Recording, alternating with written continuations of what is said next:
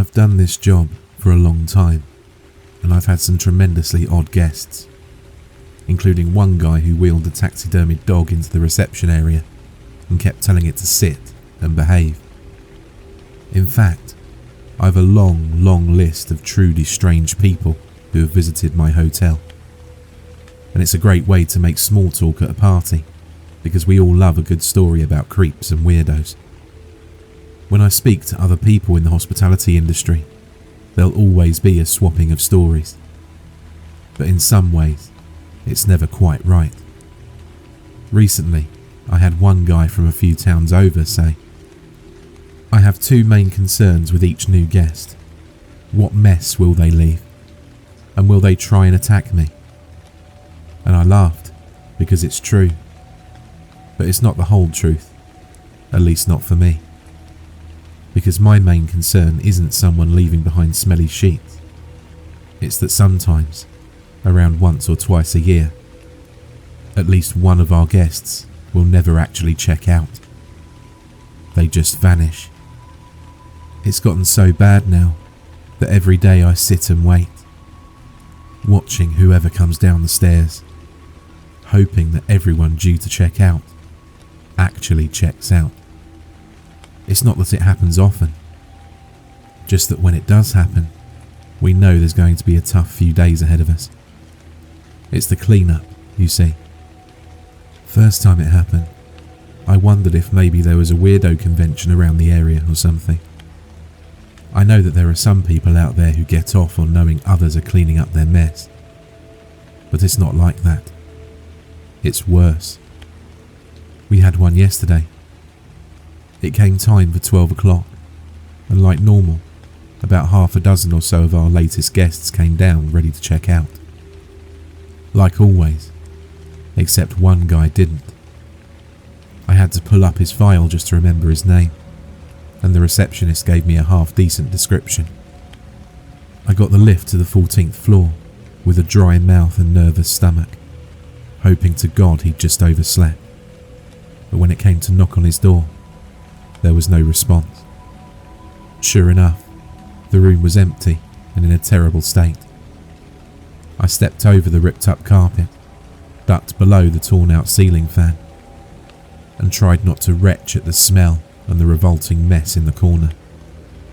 The bed had been flipped and turned into some kind of children's fort, except the bedroll within was soaked in blood, and every mirror in the room had been smashed.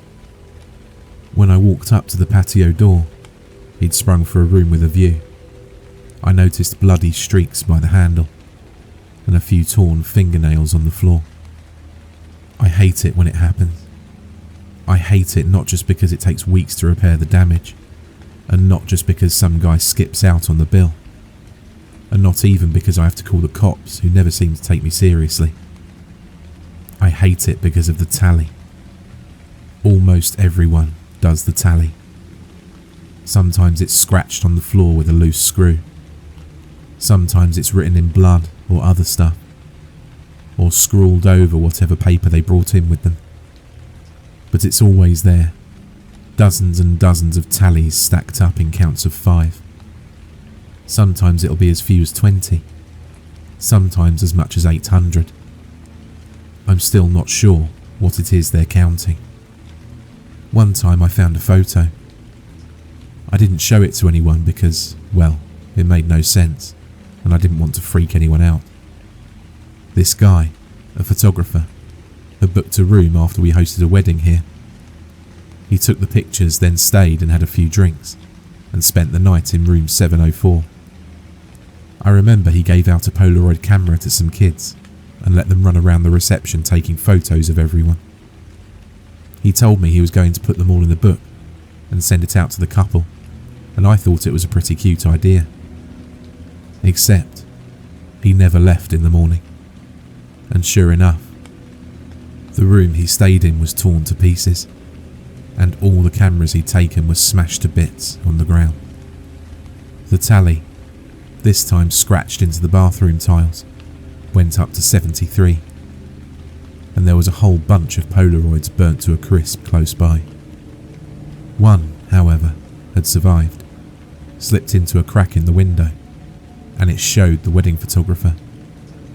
His face was close to the camera and all blurry, and his eyes were glassy and bloodshot, with tears streaming down his cheeks. Somehow, he'd grown a beard. There was a look on his face that was just... he was thin, super thin, and I don't know. He just looked insane, or maybe terrified. He looked like a meth addict, his eyes fixed on something behind the camera. Things like that can make me question my sanity. That photographer had torn the soles of his shoes free and tried chewing on them. And the guy from yesterday had jugs filled with his own fermenting urine. One woman, years ago, had even grown cress in the toilet cistern. I had to tell people that she brought it with her. It helps that we have so many weirdos, because if any of the younger staff ask or hear any rumours, I just shrug and blame it on the crazies. But I'll admit that me and some of the older staff know better than that. That's why only a few of us handle the clean-up. It's not right to send a young person to clean it all. When you find diaries filled with these notes about how they'd fended it off and how it wasn't going to win. When you read the desperation in their notes and the messages they leave to loved ones, or find their excrement filled with the chewed up remains of their pillow stuffing, or the makeshift weapons made out of smashed up furniture, it stays with you, and over time it starts to mess with you. I spent years hoping it was all an elaborate prank. It was the way they all described being trapped in their room, and the sun never rising. I just know that can't be possible. It just can't. But I don't know what to think. I mean, could that guy have climbed out the window and shimmied down 6 stories of gutter piping? Sure, someone out there could be capable of doing that, but I doubt he did. I've even found blood-soaked baths and gory razor blades nearby, vomit filled with dozens of half-digested pills, even bloody and frayed nooses. How does any of that make sense? How does anyone lose that much blood and not leave a body? I live here in my own room, and sometimes I wonder if the guys will come in and find nothing but a tally to mark my disappearance. It terrifies me. The things I've been seeing in the mirror lately when I wake up make me consider therapy. Sometimes it looks like there's a hand pressed up against the glass. Other times it looks all dark, and I just catch glimpses of faces in the void, screaming and crying, and all gaunt with hunger. Other times it's like I'm looking down on the sickly green waters of some lake, and just beneath the surface, I can glimpse shifting shadows. And every now and then, there's a hand, often pressed up against the glass, sometimes looking like it's gripping the very frame of the mirror. It's not a human hand, just these long black fingers that in the darkness I can barely resolve with my groggy, sleep-deprived eyes. Every night there's something new, and it never makes any sense. Once I woke up, and I swear I watched a small ball come rolling right out of the mirror and onto my floor. I fell back asleep straight away, but sure enough, come morning, there it was on the floor. It reminded me of the kind of thing you'd find in a child's ball pit. But the worst has to be the tallies that I occasionally wake up to, drawn on the mirror, sometimes in soot, sometimes in lipstick, sometimes in the rusty brown of dried blood. Every time I leave the room and come back, they're always gone. Something I'm secretly glad of, if I'm honest, because otherwise I wouldn't be able to wipe them away. You see, they're drawn on the other side of the glass. I've taken down a lot of mirrors in this place, and I'm not sure that, if anyone were to ask, I'd have a concrete reason why. It's just that they're always smashed to pieces whenever someone disappears, and sometimes people make weird complaints. One girl came storming down the stairs, screaming about us all being weirdos. She made a huge deal about the creep and the one-way mirror and the breathing she heard. But even when I pointed out that her mirror was on a wall that faced a 7-story drop, she still wouldn't believe it was just a mirror. She was convinced someone was on the other side. "You're sick," she told me. "The whole messed up game you're playing with me is sick." And with that she left. Sometimes I think she had the right idea. Another time, a guy came down screaming about the woman in the parking lot. He grabbed me and told me she was out there, wandering down by the cars with blood dripping down her chest and an arm missing. He was so convincing I ran out there with him, thinking maybe I'd be faced with the scene of a grisly car crash. But there was no one there. The guy was shocked and confused, even a little embarrassed. He was so insistent about what he'd seen, he took me up to his room to show me the window. Except it wasn't a window at all. It was a mirror. I told him he was just sleep deprived, and he agreed, but left regardless. Both of us disturbed in some wordless way. You can't take all the mirrors down though. People complain, and that's fair enough. It's not like I even have a good reason, sane or otherwise. There's just a feeling of general unease I try to avoid by taking down any of the big ones. You know, the funny thing is, it didn't even dawn on me to take down my own mirror until recently. In my head, this was something that only affected guests.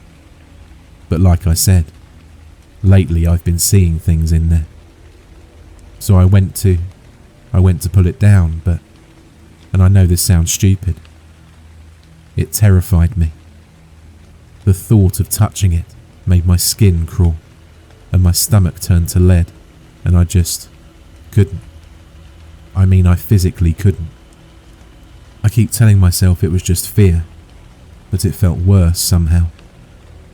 It felt like I was looking into someone's eyes that weren't my own.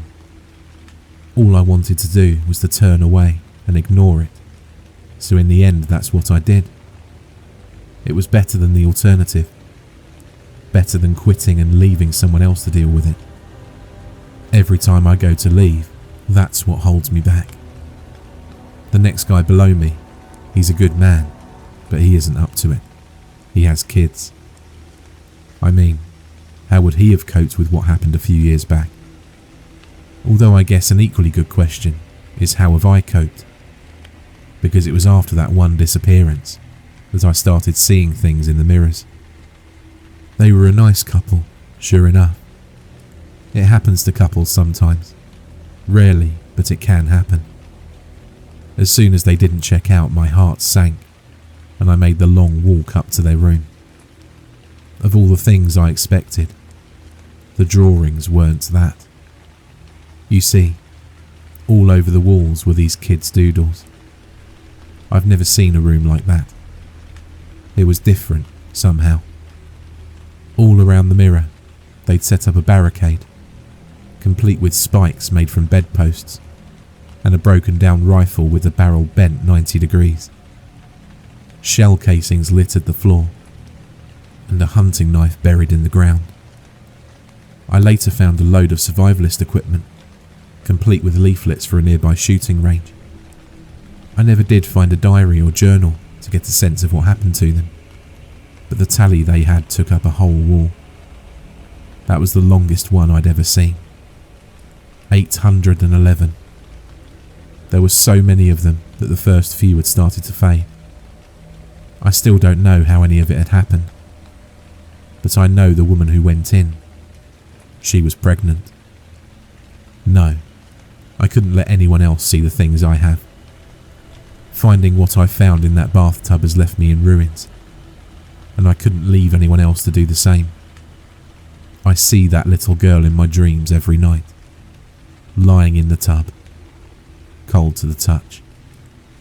It took me weeks to scrub every mention of the word mummy off the wall.